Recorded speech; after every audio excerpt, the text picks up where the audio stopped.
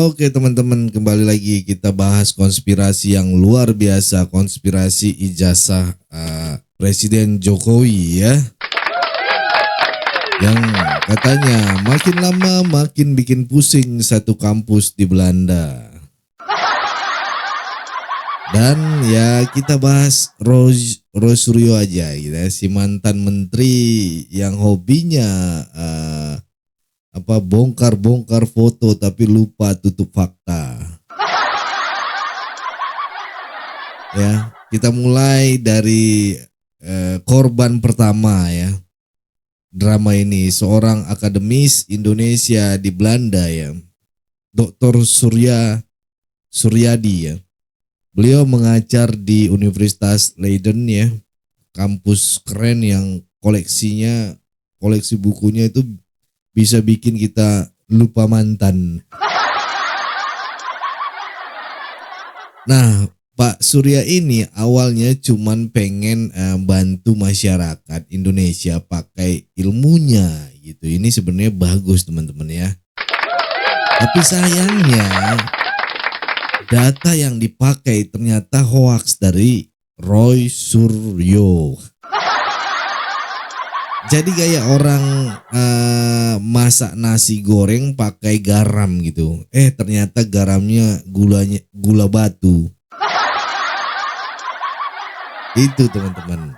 Saya ingin berbagi cerita tentang bagaimana kebohongan demi kebohongan yang dikeluarkan Roy Suryo dan kawan-kawan tentang ijazah Jokowi memakan korban.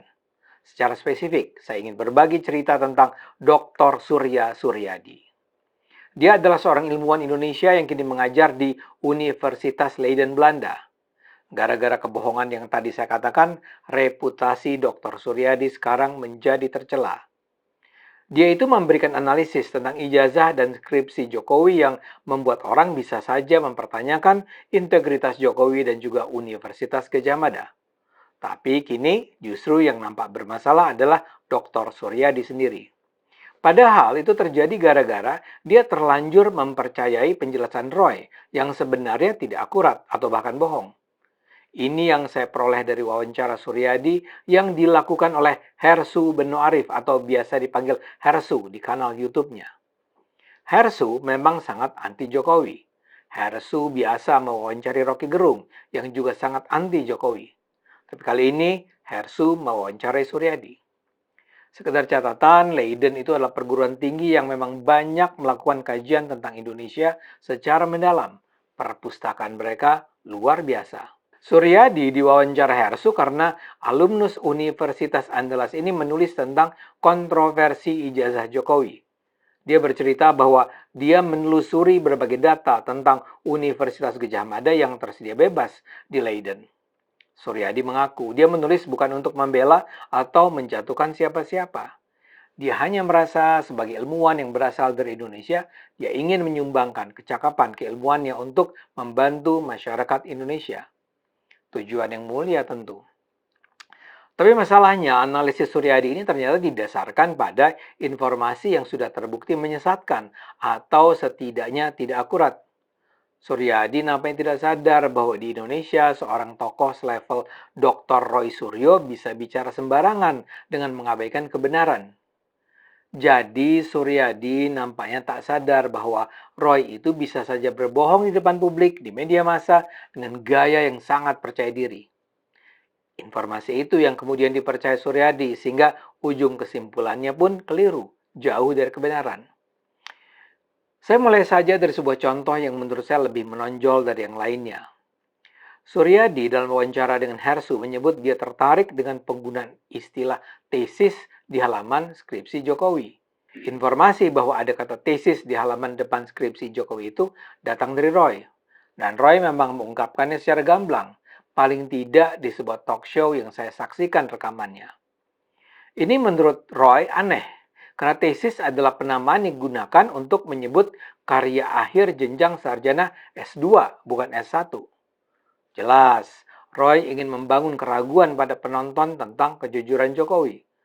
Roy itu seperti ingin menunjukkan bahwa Jokowi itu pembohong, dan karena itu kita perlu bersama-sama meragukan kebenaran skripsinya. Temuan Roy ini ditanggapi serius oleh Suryadi. Dia sampai merasa perlu menelusuri karya-karya akhir yang pernah dilahirkan dari Fakultas Kehutanan, yakni fakultas dari mana Jokowi dulu lulus. Yang dia lihat bukan cuma karya akhir tahun-tahun 80-an, mengingat Jokowi masuk ke UGM tahun 80 dan lulus tahun 85. Yang ditelusuri Suryadi juga karya-karya dari tahun-tahun sebelumnya. Kesimpulan Suryadi adalah memang tidak pernah ada istilah tesis digunakan pada karya akhir S1. Yang digunakan adalah skripsi. Dia juga menunjukkan dalam panduan penulisan karya akhir S1, istilah yang digunakan di UGM adalah skripsi, bukan tesis. Loud and clear, jelas dan terang. Dengan temuan itu wajar bila penonton tiba pada kesimpulan bahwa skripsi Jokowi ini nggak beres. Masalahnya, ternyata Roy bohong. Dia memang menampilkan halaman depan sebuah karya akhir di mana tertulis kata tesis. Tapi itu bukanlah skripsi karya Jokowi. Kata tesis itu tercantum di sebuah karya akhir orang lain. Dan ini terungkap gara-gara ulah pengacara Jokowi, Yakub Hasibuan. Dalam sebuah program televisi, Yakub bertanya pada Roy tentang di manakah kata tesis itu tertera. Apakah itu tertera di skripsi Jokowi? Tanya Yakub. Nah, dengan buru-buru Roy bilang, kata tesis itu terbaca bukan di skripsi Jokowi. Bayangkan. Bukankah Roy sebenarnya sedang berusaha menunjukkan kejanggalan dalam skripsi Jokowi untuk menunjukkan kebohongan Jokowi? Tapi kok dia malah membahas skripsi seseorang yang bukan Jokowi? Saya rasa Roy memang dengan sengaja berusaha berbohong. Sayangnya buat Roy, di acara itu ada Yakub Hasibuan, pengacara muda yang memang pintar. Gara-gara kejelian bertanya Yakub, kebohongan Roy pun terbongkar. Tapi kepedulian saya kali ini adalah bukan Roy, melainkan Suryadi. Dia mungkin tidak pernah membayangkan bahwa Roy Suryo mungkin sekali berbohong dengan lepas. Celakanya Suryadi terlalu mudah percaya dan akibatnya dia tertipu. Namun bukan cuma satu kasus soal tesis dan skripsi saja yang perlu kita bicarakan. Dalam wawancara dengan Hersu itu, dia juga berkomentar soal informasi bahwa Jokowi sudah tak lagi memiliki ijazah karena ijazahnya hilang. Menurut Suryadi itu janggal. Dan menurutnya pula kalau Jokowi masih menyimpannya, kenapa dia tidak perlihatkan saja? Tapi lagi-lagi, dalam hal ini Suryadi nampaknya tidak memperoleh informasi akurat. Jokowi tidak pernah bilang dia kehilangan ijazah. Yang bilang begitu adalah seorang kenalannya. Dan Jokowi sendiri sudah pernah menunjukkan ijazahnya ketika menemui pihak kepolisian. Dia bahkan juga pernah menunjukkan ijazahnya kepada wartawan walau dengan permintaan agar tidak difoto. Jadi dalam hal ini lagi-lagi Suryadi terlalu percaya pada beragam informasi yang berseliweran tanpa sumber yang jelas. Sehingga dia juga terlalu terburu-buru mengambil kesimpulan. Ada pula soal pembimbing akademik dan pembimbing skripsi Jokowi. Pembimbing akademik dan pembimbing skripsi itu pada dasarnya berbeda. Pembimbing akademik adalah pembimbing di sepanjang masa kuliah seorang mahasiswa. Sementara pembimbing skripsi adalah pembimbing yang hanya berperan sebagai pembimbing di masa pembuatan skripsi. Pembimbing akademik Jokowi adalah Insinyur Kasmijo. Sementara pembimbing skripsinya adalah Dr. Sumitro. Suryadi mempertanyakan posisi Kasmijo. Di satu sisi, Kasmijo mengaku di tahun 85, di saat Jokowi lulus, ia masih berposisi asisten dosen. Tapi mengapa dia sudah menjadi pembimbing Jokowi? Nah, dalam hal ini Suryadi nampaknya memandang UGM secara terlalu ideal. Suryadi seolah percaya bahwa setiap dosen yang sudah lulus S1 seharusnya langsung jadi dosen penanggung jawab utama sebuah kuliah. Yang saya tahu, berdasarkan pengalaman saya di UI, seorang dosen muda yang sudah bergelar sarjana sangat bisa di masa-masa awal kariernya menjadi asisten dosen senior untuk waktu yang cukup lama. Ya jadi bahwa pembimbing akademik Jokowi adalah seorang asisten dosen sama sekali bukan masalah. Adapun soal pembimbing skripsi Jokowi Dr. Sumitro, Suryadi punya pertanyaan lain. Yang pertama adalah soal penulisan nama Sumitro. Di skripsi Jokowi, nama Sumitro ditulis dengan huruf OE, jadi Soemitro. Tapi di dalam buku yang ditulis Sumitro sendiri, namanya ditulis bukan dengan OE tapi U. Mana yang benar? Ya buat saya sih ini lagi-lagi mencerminkan over ekspektasi Suryadi. Di masa lalu, OE atau U adalah dua penulisan yang sangat lazim tertukar digunakan. Misalnya saja, Presiden Soeharto atau Presiden Soeharto. Poin saya, kalaupun ada perbedaan, itu bukan kesalahan yang tak termaafkan. Satu persoalan lain adalah soal dekan Fakultas Hukum. Dalam skripsi Jokowi yang tercantum sebagai dekan adalah Profesor Dr. Sunardi Prawiro Hatmojo. Namun pada buku karya Dr. Sumitro sendiri, di halaman belakangnya tertulis dia menjadi dekan pada 1985. Jadi kembali kita harus bertanya, apakah Jokowi berbohong? Belum tentu. Dalam buku Jejak Langkah Fakultas Kehutanan dikatakan bahwa pada 1985 dekan fakultas tersebut memang Sunardi. Begitu pula website UGM sendiri menyatakan pada 1985 dekan Fakultas Kehutanan adalah Sunardi. Jadi mana yang benar? Ya saya sih lebih percaya pada website resmi UGM dan di sana yang tertera sebagai dekan memang adalah yang tertera di skripsi Jokowi. Terakhir, Suryadi juga berkomentar soal jurusan di mana Jokowi berkuliah. Dalam penjelasannya, berulang kali Jokowi pernah bilang dia kuliah di jurusan Teknologi Kayu di Fakultas Kehutanan UGM.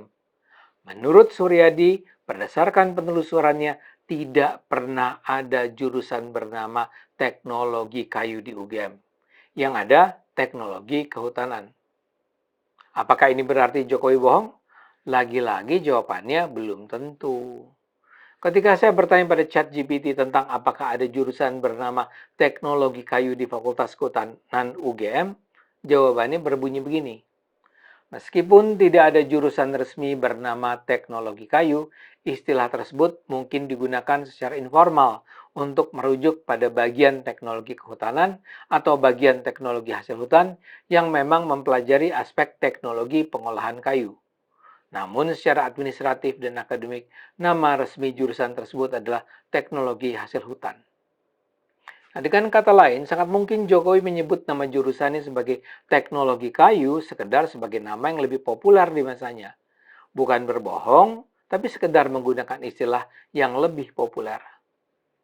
Jadi begitulah kisah Dr. Suryadi. Di bagian akhir podcastnya dengan Hersu, dia mengatakan bahwa polemik ijazah Jokowi ini menyebabkan komunitas akademik UGM melenceng dari berpikir rasional, logis, argumentatif yang seharusnya merupakan basis murni dari ilmu pengetahuan.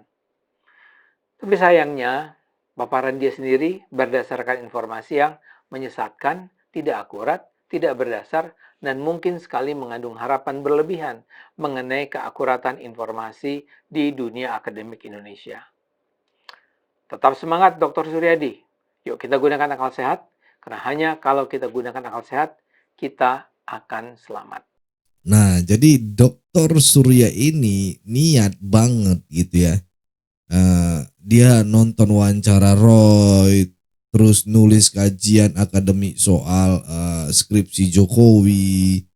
Sayangnya dia nggak ngecek apakah Roy ini ngomong bener atau cuman halusinasi di Prime Time TV. Contohnya ya, Roy bilang katanya di skripsi Jokowi ada tulisan tesis. Padahal tesis itu buat S2 Jokowi gitu ya. Lulusan, sedangkan Jokowi lulusan S1. Nah loh. Nah, masalahnya lagi Roy bohong gitu. Halaman yang digunakan yang ditunjukkan itu bukan skripsi Jokowi, itu skripsi orang lain. Mungkin saking semangatnya Roy lupa ngecek nama penulisnya gitu ya. Kayak salah masuk rumah tapi udah guling-guling di kasur gitu ya. Di kasur orang tapinya. Untung ada Yakub Hasibuan, pengacara muda tajam dan kayaknya langganan kopi hitam nih. Dia nih tanya pelan-pelan terus gitu. Roy ngaku sendiri kalau itu bukan skripsi Jokowi ya. Boom, langsung tuh ya. Meledak dia mulutnya sendiri ya. Si Roy ini. Ya, kita lanjut ke episode katanya ijazah Jokowi hilang. Menurut Suryadi ini janggal. Tapi ya lagi-lagi ini katanya kata orang gitu ya. Bukan katanya Pak Jokowi. Faktanya Jokowi pernah tunjukkan ijazah ke polisi dan wartawan. Bahkan wartawannya disuruh foto. Ya. Foto jangan gitu ya. Kita tunjukin rapot merah ke emak gitu. Jangan ya. Karena Suryadi juga bingung soal pembimbing akademik. Jokowi ternyata waktu itu cuman asisten dosen. Lah, saya juga pernah diajarin asisten gitu ya. Kampus kita tuh kadang kayak rumah makan Padang, semua bantu-bantu gitu ya.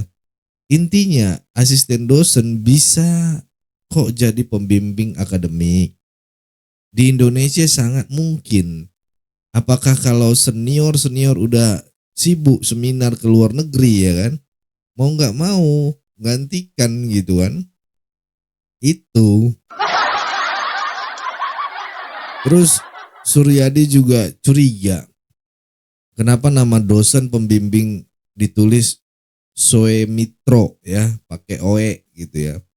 Padahal kan di buku tulisannya Sumitro gitu. Bro, ini Indonesia tahun 80-an. Soeharto dan Soeharto itu sama. Bahkan kadang anaknya ada yang namanya Tutut, Nolojit gitu ya. Jadi perbedaan penulisan itu wajar aja, nggak usah panik. Kecuali kalau nama lu di KTP Sugeng tapi di ijazah Sebastian gitu ya. Nah itu baru lu marah gitu. Itu jauh total gitu ya, karena beda nama lu di KTP Sugeng, di ijazah lu Sebastian. Nah, satu lagi soal dekan ya. Di skripsi Jokowi tertulis dekan itu tahun 1985 adalah Prof. Sunardi ya. Tapi di buku dosennya sendiri ditulis dia jadi dekan gitu. Ya. Jadi siapa yang benar? Jawabannya UGM sendiri nyatakan ya Sunardi memang dekan tahun itu. Berarti skripsi Jokowi bener gitu loh. Itu udah clear seharusnya. Clear up. Ya. Terakhir, jurus teknologi kayu ya. Jurusan teknologi kayu, katanya nggak ada jurusan di UGM. Emang nggak ada secara resmi, tapi dulu itu istilah gaulnya teknologi hasil hutan.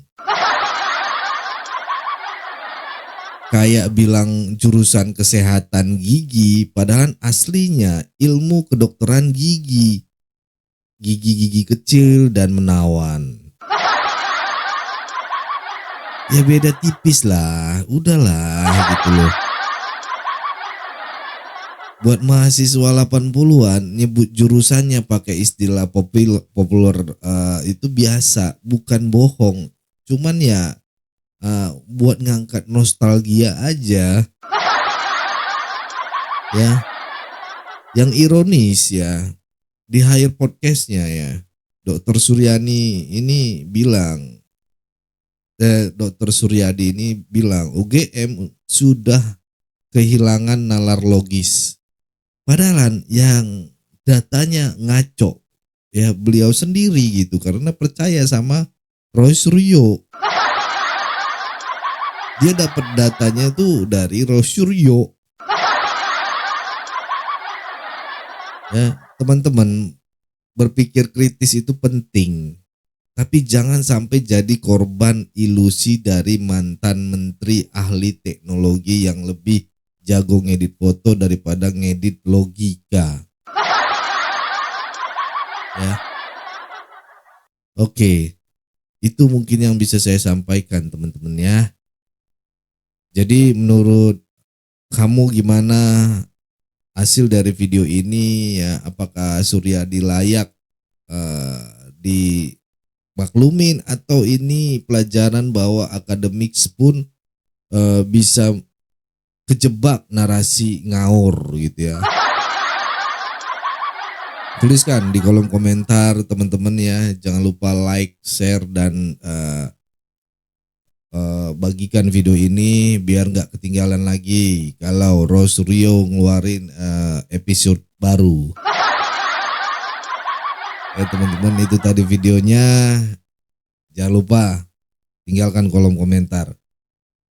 Pesan saya, tetap jaga persatuan Indonesia, jangan mau dipecah belah, jangan mau diadu domba karena NKRI harga mati. Saya Leonardo Sirait mohon undur diri. Bye-bye.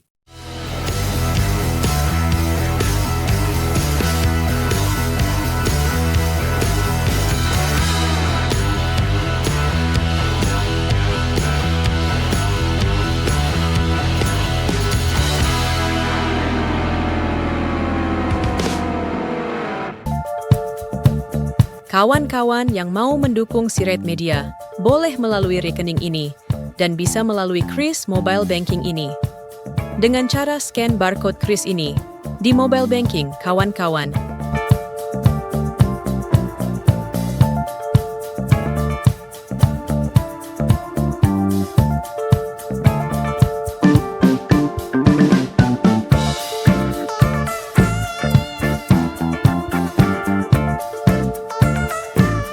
Dan jangan lupa juga mendukung pelayanan di yayasan kami melalui rekening ini dan bisa melalui Kris Mobile Banking ini. Dengan cara scan barcode Kris ini di mobile banking, kawan-kawan. Berapapun itu sangat berguna bagi pelayanan kami. Mari terus kita suarakan suara rakyat jelata dan terus berdampak bagi Indonesia. Terima kasih.